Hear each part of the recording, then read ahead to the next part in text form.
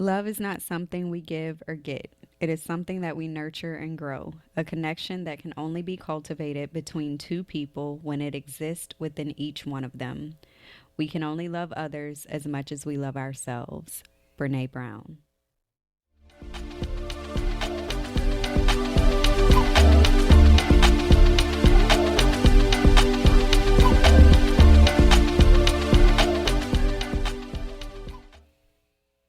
Hey y'all, welcome back to the Sis N Giggles podcast. What up? Is episode Five-ish.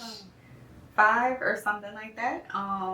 But today we're going to be talking about our worst partners or traits of a worst partner. Those toxic traits, those things that sis, the red flag is red flagging. So, of course, I'm Karen. This is Kecia. But today we are actually eating a crawfish pasta. It has a yummy kind of Alfredo sauce, very herby. So, Kecia, take a bite. Okay, I have to drink first, right? Okay. What are you drinking? Prosecco. Prosecco. Because I'm fancy, but I put it on ice, gotta keep it. What you say, true?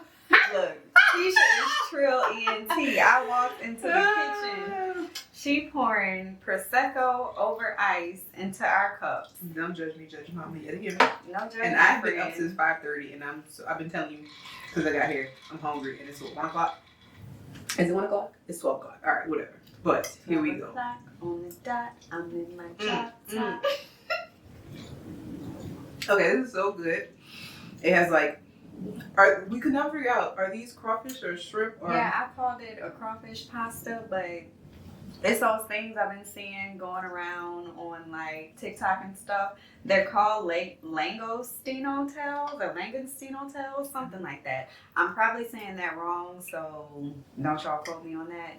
But they're mini lobster tails / crawfish vibes. They're cute. But this is good.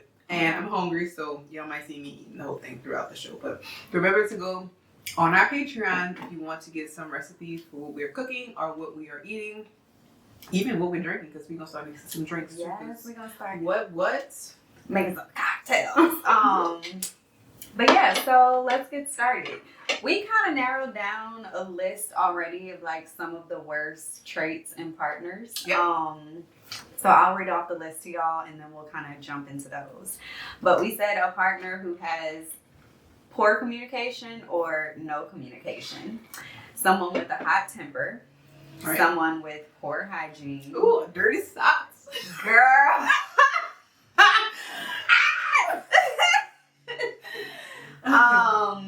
Finances / living situation / their outlook on their future. I feel like all of that stuff is kind of rolled into one. The next one we have is someone who is delusional or just not self-aware at all. Because I could be delulu, right? But you can't. We both can't. We both can't in this relationship. And honestly, it's levels to delusion. It is very, So we got to talk through that too. And then lastly, a selfish partner who can be controlling and jealous. So those were kind of our top 5 to 7 toxic or worst traits. We do want to hear from the audience though. Let us know in our Facebook discussion board, on our Instagram, so on and so forth. What are the worst or most toxic traits that you have seen in a partner that let you know it's time to run the other way? It's time to roll out, me and my homies roll out. All right, so let's get started. The first one being bad communication or no communication. So I actually would have to put myself in this category because I know, right? So it's not that I have... You don't be communicating? I don't be communicating. Keisha. I try. In my... I feel like in my mind, I know what I have to do and I'm going to do it. And then if it relates, to relationships, I just feel like I'm going to communicate. I have to, right? But it just never comes out. I feel like... What do you mean? In my mind, I have exactly what I'm going to say, but I don't know how to always articulate it. So I just rather not say nothing. Or if I start talking, I feel like it's not going in the direction I need it to go in. You're going to give up. So I just whatever. I tried. Yeah. I get what you're saying, and I can kind of identify with that too. Mm-hmm. But I guess when I think about like poor communication, like it's somebody who's like not even trying, right? Yeah. Or like they just refuse to talk about their feelings. Because I think like we all probably have moments in our lives, like I do too, where like I struggle to say what I want to say, Mm-hmm. or like I may even practice in my head, like this is how I want to say Right. it. Should Blah, have blah, never blah, come blah. out And then I'm in front of the person, I'm like, so yeah. Is it intimidation? Are you like? Could it be an intimidation factor, or is it just not knowing how to communicate? I think it's a mix of both. Like I think that communication is a skill that you have to constantly like work on, and then depending on who you're talking to, like your level of communication or the way you communicate also needs to change. But then I think some of it is like kind of fear-based on like what is this person gonna say, or what are they gonna think, or like am I saying what I want to say the right way? Like is it coming across the right way? So my husband is an over communicator. Libra. Oh my god. Love So him. and Twins. she girl Love you, baby. So in his defense, he's like, I'm gonna tell you so you don't. I mean, the perfect example of communicating. I'm going to tell you so you know, and it's like, it's flip-flop. Like, usually it's the guy that has communication issues, Mm-hmm. but in our relationship, I'm the one that has the communication issues. A lot of that comes from, I'm an introvert, like I said before, and I feel like I can figure it out myself. Yeah. But at the same time, I tell him when it gets to a certain point of the things that I need. Mm-hmm. So when we started our relationship, I didn't communicate that my love language was affection. So he's not per se the most affectionate person. Like he's not Pepe Le Pew, and you know and this is where his communication lacks. Mm-hmm. In his mind, he's like, I really want to tell you that you look good, or you know, in my mind, it's like, oh my God, you're so beautiful, but it doesn't come out. And he's like, I need you to say that because that is my love language. Like I need you to tell me, you know, certain things, but it could be. So the words of affirmation that you got? Yeah, affirmation. Okay. Because that's different from... Well, I like affection too. So and you can like both. Look, it give me all. Yeah, give me touch on me, feel right? All of that. Give me more. Yeah. Like buy me some flowers. And not to say that he doesn't do that, but I don't know. Like and not just like, oh, I need gas in my car, or oh, I don't like it when you do this. Like I just feel for me, some of it is intimidation. Mm-hmm. Like I don't want to seem weak. Mm-hmm. Vulnerability is scary. Yeah, it is. Yeah, it is. So that's a big one for me. I don't want to seem weak. But then I think another layer for me is, unfortunately, like once I'm with someone and I've communicated something once or twice, if I don't get the results that I want after that's when I shut down. Yeah, I have that problem. That's when I'm like, okay, is what I'm saying even reaching you, or is it valuable, or are you just not taking me seriously, or am I not using the right words? But like, because it's scary being vulnerable. So it's like, if I take the time to be vulnerable with you and the shit don't go how I want it to go, I'd be like, well, what else do I need to say? Right. I said everything. No, I definitely get that, because I just feel like, and sometimes you have to repeat it over for someone to realize that it's really serious for you. Yeah. Because that was my thing. Like I told you one time, this is how I like it, or this is what I want. Like why do I have to constantly tell you? And it's not like oh, I forgot because I don't care. It's more like I don't do this on a normal basis. So yeah, I know you like it, and I'm not trying to be harmful, but it's not something that's in my nature to do. Yeah. So that's kind of where we fell into our situation. But with me more so, it's more of a I don't need no man. I can figure it out myself. And that and that calls into communication. Like, what I need to tell you I'm going to do it myself anyway. And that's really not how it should be in our relationship. Or any relationship, really, if you call this person your significant other, your partner. Because a partner is there to help you. And that's something that I have to get over. Like, I have a real big thing with asking people for help or money. and he's my husband, so I was like, oh, I need such and such. Yeah, That's me telling you one time. I once asked somebody, like, how do I ask a man for money? I'm like, because that stuff doesn't come natural to me. I'm like, how do I do that? But, like, too, with bad communication, because, like, I think it's levels. So, like, what you're talking about, I wouldn't necessarily be like, Kecia, toxic, leave her, right? But you have some people that, like, just, they don't even try. And I know, like, when I talk to, like, my homegirls, like, like, you'll have a man that's like, oh, men can't talk about their feelings, or this is why we can't talk about our feelings. And it's like, that's not all men.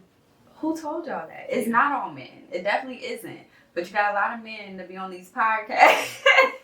You should know. I ain't no mind reader. Yeah, but not just that, but it's just like, tell me if something I said hurts your feelings. Yeah. Or tell me if something I did hurt you and you don't know if you can get past it. Like, I feel like that's when those are those little things in relationships that build up to be these, like, big things. And then somebody's already, like, checked out of a relationship and you're like, wait, why? Like, I don't even know why you checked out this relationship. Like, you haven't talked to me about any of your issues. You haven't even attempted to talk to me. So I feel like, just like how we hate to be vulnerable in situations, I feel like the male ego, they cannot ever feel like, I'm going to let myself be open and I'm going to tell this girl, because just like they complain that women feel like we're supposed to be mind readers, like men feel like they're supposed to be mind readers. I don't know.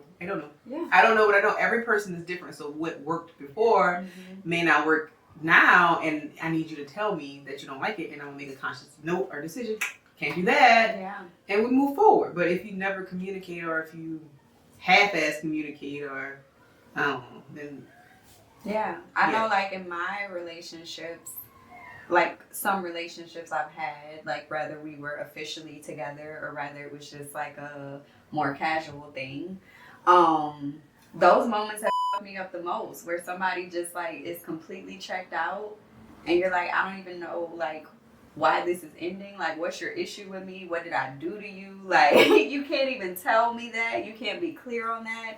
And so, like, for me, when I think about a worse partner, like, it's not just communication, like, on, like, regular everyday stuff, but, like, communicate to me about the hard stuff. Like, tell me the things that are uncomfortable. Tell me the things that hurt your feelings. Tell me about the things that you're, like, concerned about. Yeah, but I feel like a lot of that does come with, like, a level of trust. Yeah. So it's like you have to build those blocks. So the building blocks of relationship, I have to trust you in order to have this communication with you. Yeah. Because if I don't trust you, then how can I, say that I can give you all this precious information? Yeah. But I mean, some of it don't even be that deep. I know, right? Some of it don't be that deep. Damn, like, so you was on the road, you need a ride? Oh yeah, my car. Yeah. I got a flat. But then I also feel like that is part of building the trust. Like, when you're choosing to be in a relationship, like, you have to choose, like, it is an active choice to let those walls down and tell somebody how you feel. Like, I'm not saying, like, oh, we just walked in, we're 6 months in, you need to tell me, like, every traumatic thing that has happened to you and, like, stuff like that. But, like, my boy, you should be able to tell me at this point, like, hey, this bothers me. Yeah. I remember so there's so much stuff that's happened in my husband's life, and there are still some things that I'm learning about, and his communication is off the charts. And I know that it may be how you respond to their communication, because he'll tell me some stuff that's not meant to be funny, and I laugh. You that person? I'm that person, because it's like, your childhood was up. Like, did people really let this happen to you? Yeah. So it's like, in my world, that's not something that I can even fathom. So just being mindful of how you respond to them when they're communicating to you is a big thing too. Got that boy pouring out his heart. Girl, laughing. He know I'm in a good space, but it's like, that killed a frog in front of no, you. He had a dog named Chucky. He was terrible at names. He had Turtle, Chucky, Kitty Cat. And the dog had mange, and his mama called what the city on the dog, and he was like, I was so sad. That shit was funny to me. Like, nigga, what? Like you gave a cat a bath and the fleas went all over your house. That shit was funny to me. But next subject, what is another trait of bad partnerships? Hot tempers. Look, you only got to offend me one time and I'm out the door. Like, I'm not dealing with that. I feel like that's something that you have to work on yourself. I say you problem. That's not an us problem. That's not like a communication. We can work on it. Your temper is a you problem. And if I feel any way threatened, I'm going back the fuck up. And there are a lot of women that put themselves in situations where, you know, one thing leads to another. But if you yell at me too loud,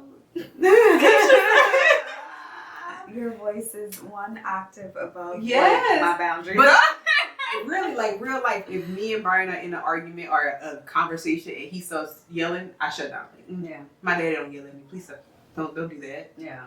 And girl, shit, hot to get. You gotta get out of here. Because what if you can yell? I mean, I just feel like a lot of things can go bad with a bad temper. Yeah. Fast. And it'd be like.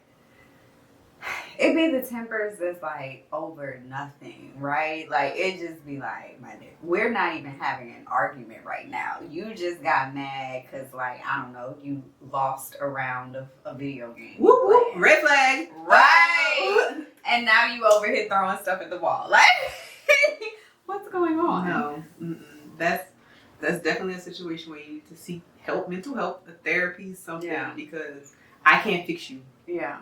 Because, I mean, and then everyone, like, I feel like people always have, like, their things that can set them off or trigger them, right? So it's like, I give grace for those things.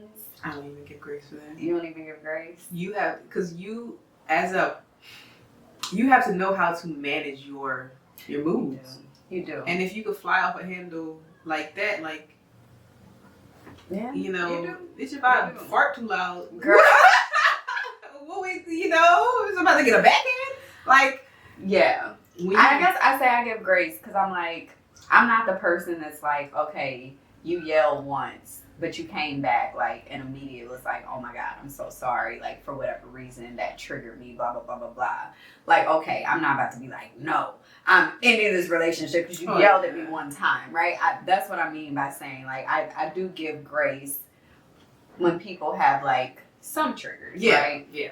But sometimes it's a repetitive behavior. Right. That's where we have a problem. Yeah. Like, no. Like, the first time, 2 times, all right, hey, I told you this right. I don't like it. You still doing it. There's a problem. No, I feel the same way. Because, like, at some point, like you said, you have to learn how to control yourself. You have to learn how to, like, really take accountability over, like, whatever that place is or that thing is. Because, I mean, I've lost my temper before, and I look and I'm like even I told you the other day, I was like, I lost my on my daddy. Right?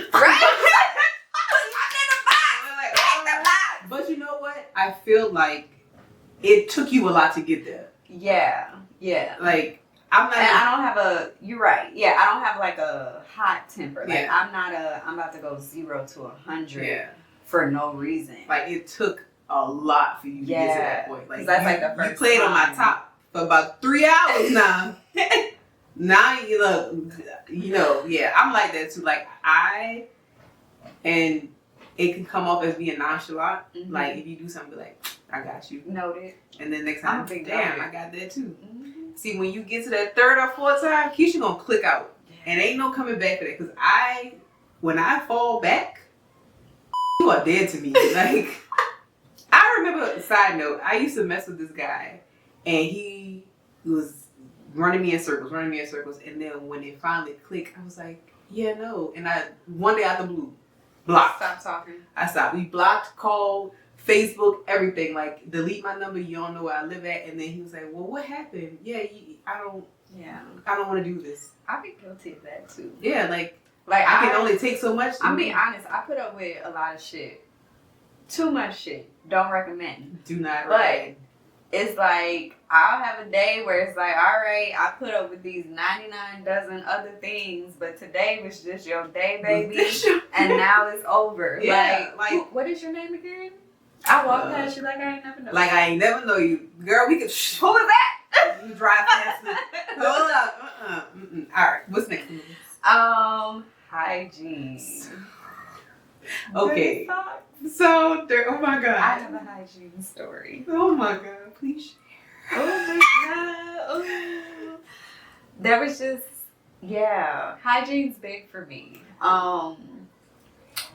You know, I'm not saying you need to be like the type of dude that's like getting a manicure like once a month or anything like that, right? You know, I do think you should get a manicure every so often. I will say that. But if I'm not comfortable like touching you or kissing you, or like I'm wondering if the sheets been washed in the last couple of weeks. Mm-hmm. When the last time you bathed? Look, when I meet somebody, the first thing I'm doing is looking at their smile. What's your smile like? That tells me a lot about a person. Yellow stuff between you got that tartar, Badu, like what? Yeah.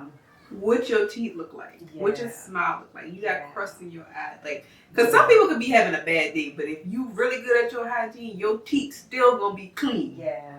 No, you're right. Like you're right. I am a big teeth person. Like, and when I go to your house and checking out the scenery, what's going on, what's happening, and I don't like visiting people's house. I don't like people coming to my house. I grew up where my mom used to always say, "You better put some clean drawers on because you never know what's going to happen." That's what my mama was. It's a generational black thing. We live the same. Okay, life. yeah. Okay. Like I keep myself clean as possible. You know, I do checks because you could be nose blind. Mm-hmm. I do checks. And if I hold myself to this standard, then you should be holding yourself to the standard. Because when we get down, baby, we get down. I don't even have to worry about toilet paper. What is this around that? Clean yourself. What is this around that? Oh. Clean yourself. Yeah. So hygiene is a big one. It's a huge one. It's like at the top of the list. That can turn things off real quick. Yeah. Like if you catch the wrong whiff. And it necessarily doesn't, hygiene can be in many things, like manscaping. Mm-hmm. This ain't the 70s, please give her this bush. Like, I don't want the same pubes that you got in middle school. Cut that shit down. I'm serious, like that, like manscaping. My husband does not get manicures, but best believe his fingers are always clean. Yeah. Like, what under your fingernails? Oh, yeah, I hate that. I don't mind if I don't want to say I don't mind, but like if you just come home from work, your fingernails dirty, cool. Go get in the shower. Go handle that. Do what you need to do. But like if you don't have no awareness to it, that's where the issue comes into play. When it doesn't bother you. Yeah, that's gross. That you have to put them things on and around me. No. Gara, cut them nails, clean under them nails, make sure your feet clean, your socks ain't dirty. Dirty socks? I feel like Where there are dirty socks, there are dirty toes. Girl, look. The mothers You came know out like like this. Oh my God. Your car. Shut up. It was walking on my floor like the raptor. You think you got on heels? Look. What's that noise? That's It's not like talking. Jurassic Park, where they zoom in on the big toe, be like, I can do it. You can be the nicest person in the world and have all the best intentions, but if you are high, and that's our standards, right? That's my standards. My standard is your hygiene. Look. And even it's not even just body either. Like also like your place. Like oh my God, y'all. I don't know if I ever told you this story. I probably have. There was this like very attractive man that I met or whatever, and I like went out with him. And so like we hung out, we were talking for maybe like a couple of weeks, couple of months. And so he invited me over. And so I went to his house, immediately walked in.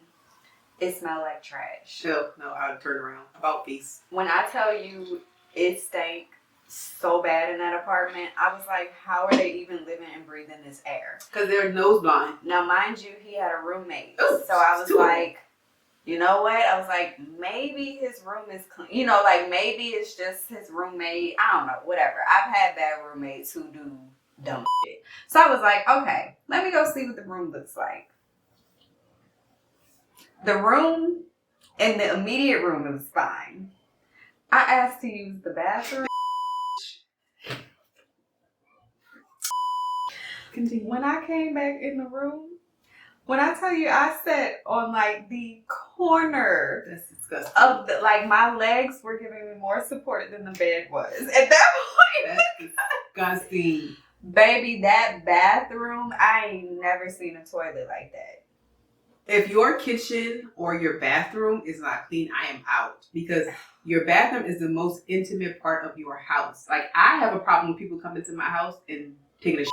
Like, it literally bothers me. And it's a me thing. Maybe I'm OCD. Because I'm like, that's, you sit your ass up. Not you sit. What you think they do when they pee? I know. You gotta be humble when you pee. But it's like, I think. Damn.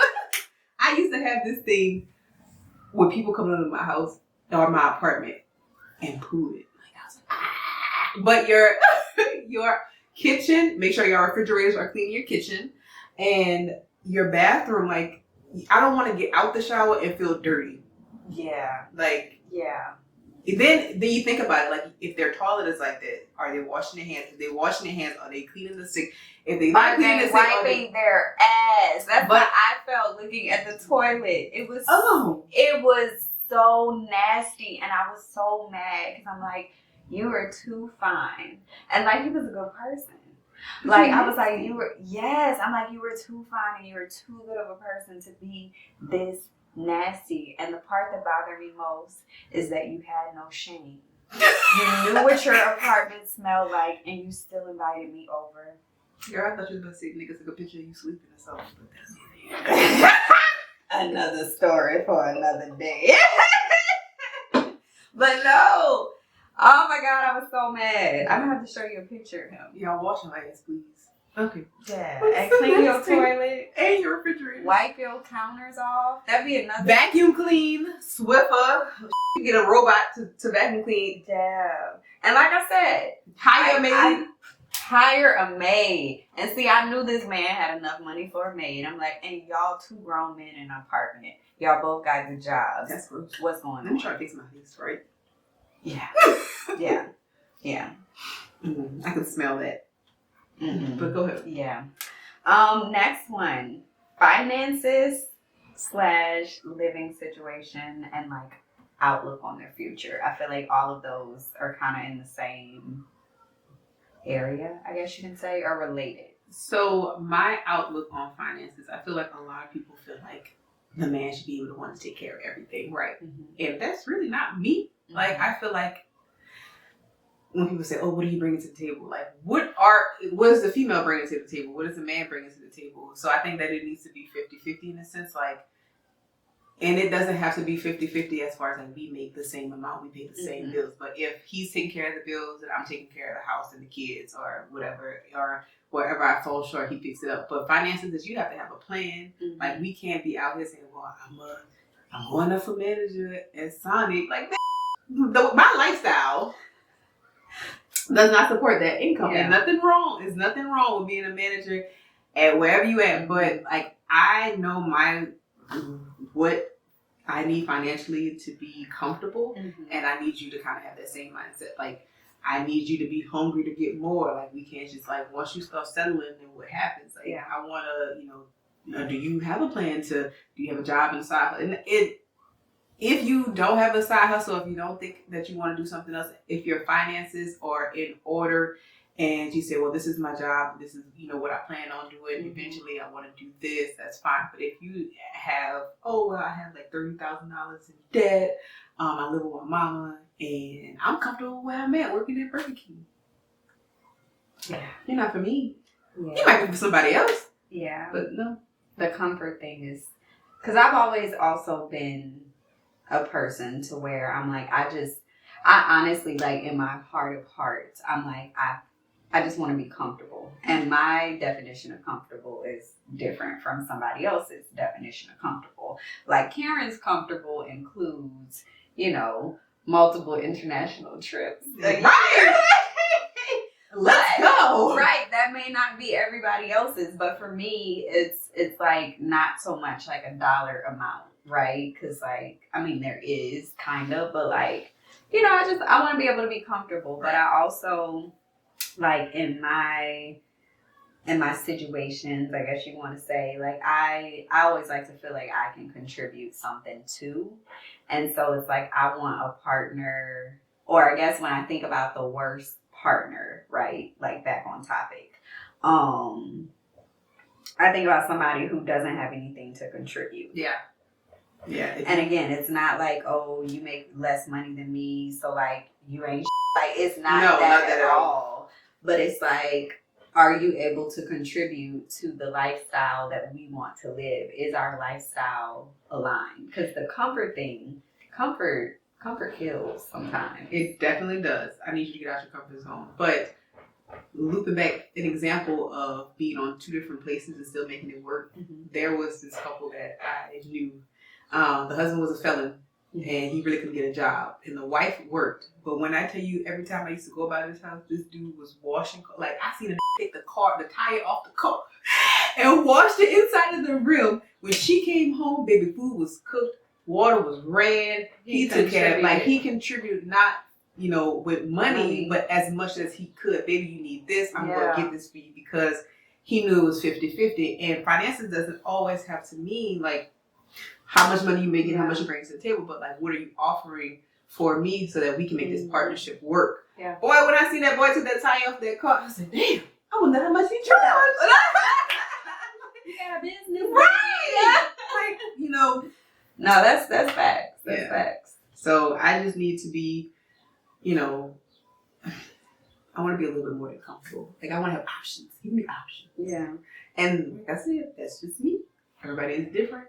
But just know that you can't rely on somebody else to support you 100% financially. You always have to figure something out for yourself, because that's when, if shit go bad, then what you got? No, I agree. I think, when I look at finance, I don't know. I think it's just a mindset thing. When I look at finances, because like you said, every financial situation is different, right? Every household is different. You may have a guy that's a stay-at-home dad. Yeah. He not bringing in no money, but he also taking care of the kids, taking care of the house, doing what needs to be done, and it works for y'all financially. Yeah. I think for me, it's just a mindset. There's not a number per se. It's just how are we gonna work together to make sure that we can still live that lifestyle that we want to live. And I also think it has a lot to do with how you grew up. So if you look at my dad, you wouldn't know that he didn't graduate college. High school.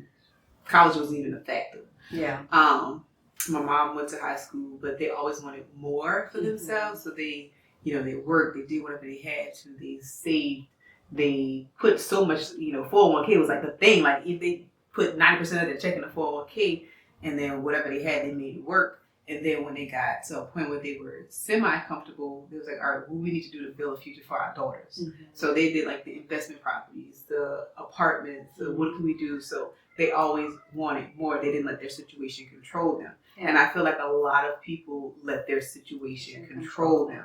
So if I only see Project Hoods, or, my auntie's struggling, or my mom's struggling, and, this is all I know. So I feel like that's, they stop there, because they say, well, this is what I know. And they are afraid to venture out. So I think a lot of that has to do with education, being able to see a better life. Yeah. And then just kind of putting yourself out there. Yeah. I can even relate to that from when I graduated college, and I really started getting into the job world and stuff like that. I was like, they got all kind of jobs for all kind of stuff that I never imagined, never knew was even like an option. Because it's like, yeah, you hear about the big careers, you know, like you hear about a doctor, a lawyer, a nurse, like, but like there's all kind of stuff that like you just don't know, and you don't know what you don't know. If I knew what I knew then, I would have went to school for technology way back when. Hello. I feel like all we were preached when we were young is be a doctor, be a nurse, be an engineer, an architect. Degree. Yeah. Business and what? All the people got business degrees ain't doing that. We all floating around. Like, where do we go, y'all? We like floating in your eyes. Yeah. Right. That's easy. But yeah, like I think, but that's part of our generation. Like our parents just taught us go to college, go to college, go to college, and you went to college and then what? Yeah, and that's a trap. I feel like a lot of us have fallen into. Like went to college, now what? Yeah. Especially now, have you seen? Side note, have you seen like a lot of companies have been discussing like changing like the qualifications for like education and stuff like that? No.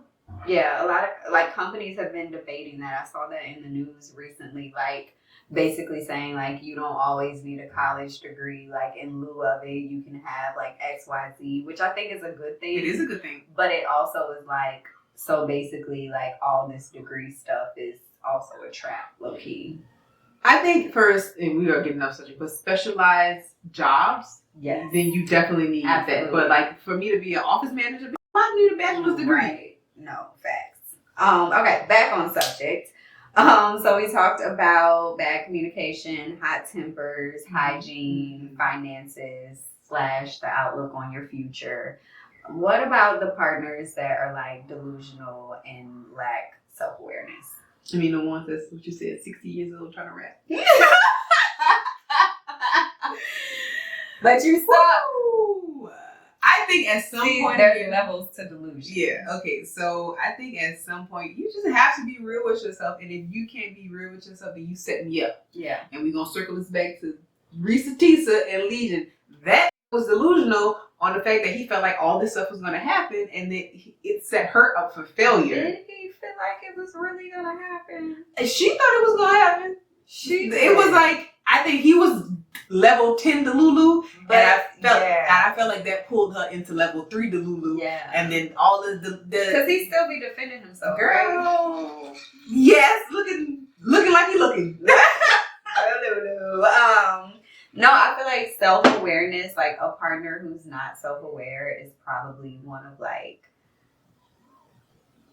yeah, that's a bad trait for me, because self-awareness goes into so many different layers of your life, right? Like, it's self-awareness here in our relationship privately. It's self-awareness like in public, like, you're gonna embarrass me today, like, you know, because you just everything goes over your head. It's self-awareness to even like, I think a lot of people, they spend so much like energy and effort like focusing on other people and the things that they need to improve and stuff like that, and it's like, have you looked in the mirror?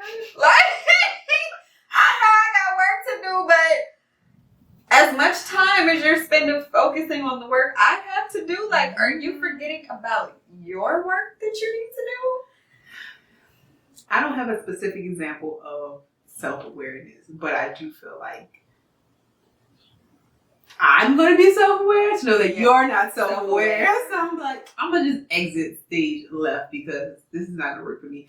Because if I'm spending time to build this relationship with you and it's not clicking to you that this is not working, and maybe I should try another avenue or whatever, then it's like I'm spinning my wheels for somebody who thinks their wheels are going around the bus. Yeah. Nah, no. No, they're not. They're not. And I don't know, I just feel like that leads to so many issues. Like, think about a parent who isn't self-aware. Like, how is that going to affect your children? Like I said, think about that person with finances who may not be self-aware of, like, spending habits that they have. Ooh. How is that going to affect that area of your life? Or, like, emotionally, you think you're so mature, but you're not really actually immature. How is that going to affect the emotional dynamic? Like, I just feel like lack of self-awareness is like a person with a drinking problem that don't know they have a problem. Yeah, that is. Yeah. And so to me, that is one of like the biggest like red flags in a partner. Like when someone is just like not self-aware. And then when you bring it up to them, they deny it. They deny it, they deflect, they like act like it's not that big of a deal. They gaslight you thinking it's your problem. My gaslight is on E. We're not doing that. Yeah. So I don't know. That's a big one to me. And then because like you just, how this gonna happen? Like, oh baby, we gonna own 10 acres of land off the coast of Italy. But I got a part-time job at a skating rink. How we gonna get there, babe? But then, yet again, I'm gonna make it happen. That's when it falls onto you to be like, this isn't going to work. No. You tell me when you make it, and if you do, I'm happy for you. Yes. What about, the last one we had on the list is a selfish partner, someone who is controlling or jealous.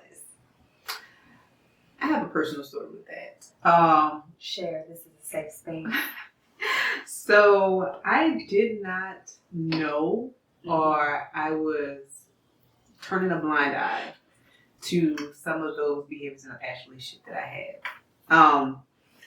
I just thought, oh my God, he just loves me so much, and he wants to be around me so much, and he just, he doesn't like it when we're apart. Now when you're looking back on it, like, red flag. Controlling. Yeah. So an ex-partner of mine was so controlling to the point where if I would go home by my mom, he would call me and be like, oh, what are you doing?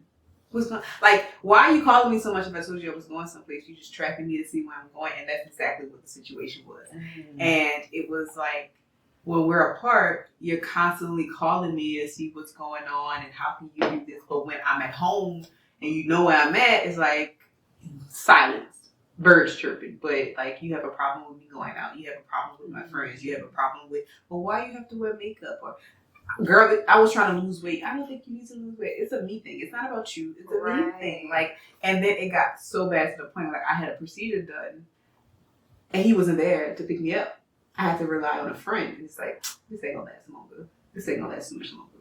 And then that's not cool. No, so I was so immature and not knowing my boundaries and what I deserved as a person. I just took it, and it would be small things like he'd be like, oh, I'm so sorry, and like buy me flowers, and it would go over my head. Mm-hmm. And then when I said that, I realized like, nah, this thing is manipulative. Like something is happening, and I need to be aware of it. And then it's like when you try to break it off, it's like, no, don't do this. Mm-hmm. I mean, blah. And then it's like it pulls at your heartstring. Like, am I making a good decision? Yeah. And then I got out of the situation, but please be mindful of like little games and manipulations and ways that they make you feel like look at the bigger picture of what's happening, because it's so easy to fall back into the same cycle of stuff. So, just be careful. Yeah.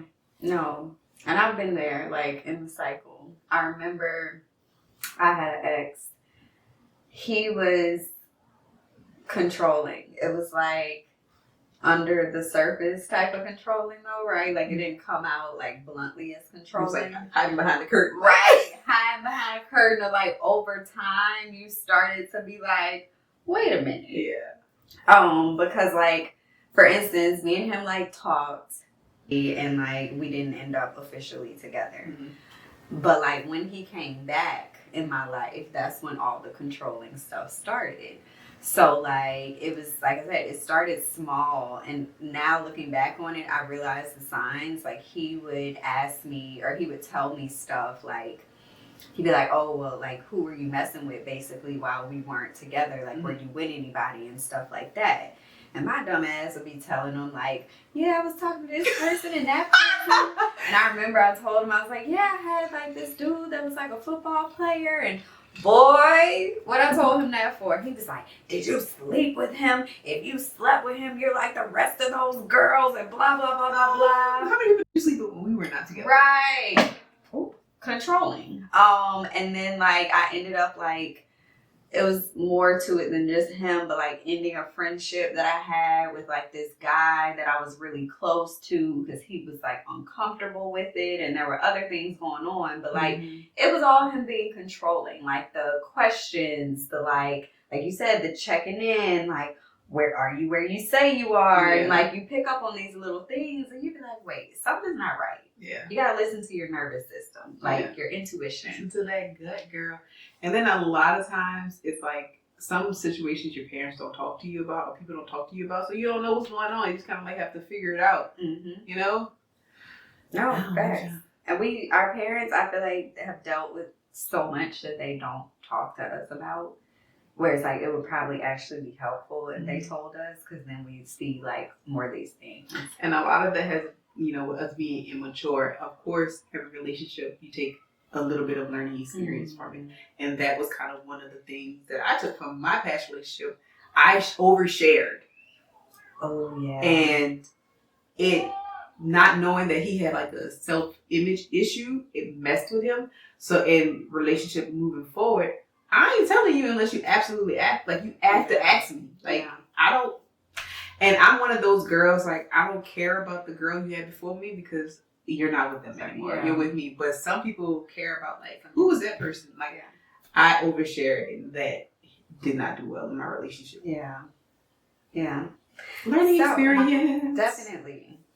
So I will kind of end or wrap our episode with a nice little quote that I found. This is a good one, you guys. Yes, by Brene Brown. I love Brene, by the way. Do you know her? No.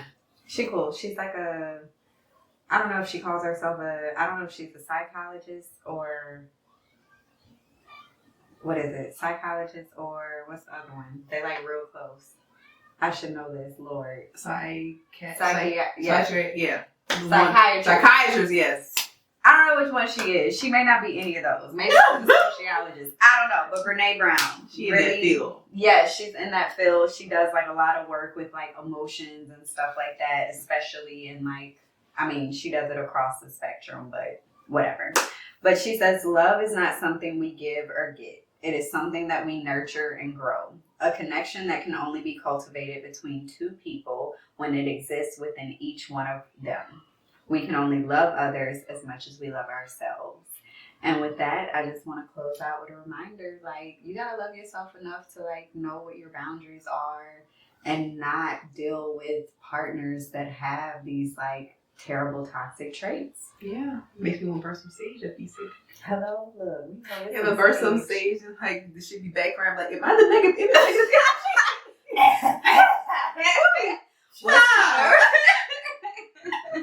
All right, you guys. Well, thank you for tuning in today. This is Sis N Giggles.